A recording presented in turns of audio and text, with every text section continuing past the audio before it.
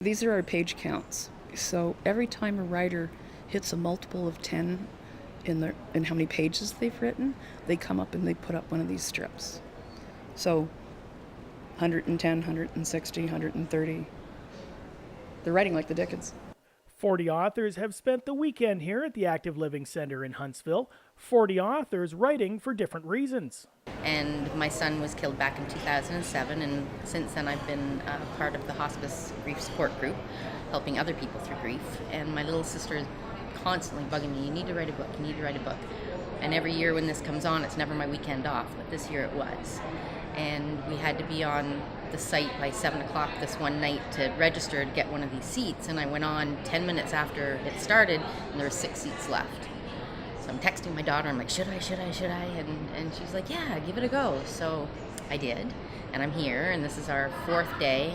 I've never written anything in my life, aside a letter to the editor, and I wasn't sure how I was doing, so I asked the writer liaison that's here to read what I'd written so far, and he was crying and he was laughing, and he handed me my computer back and he goes, go finish this. So that made me feel kind of good, and I'm right on the last chapter now. It's not long by any means, but it's my first attempt, my first draft, and then you can take it from there and turn it into a real book. But so far it's going pretty good. Yeah.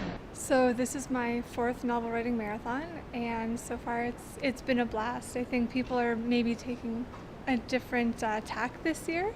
So I know a lot of people are editing as they go, whereas before maybe they were just powering through to get as much written down as possible, and that's the way that I'm going as well, with a little bit more care in what I'm creating rather than just the quantity.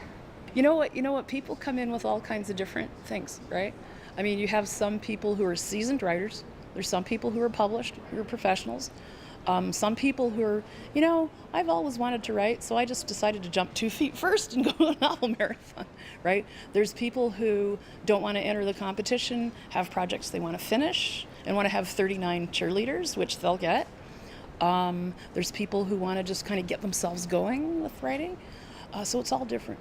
But and some people come in with all kinds of plans and, spreadsheets and schedules and flowcharts and plot outlines and stuff, and they have it, down to the scene.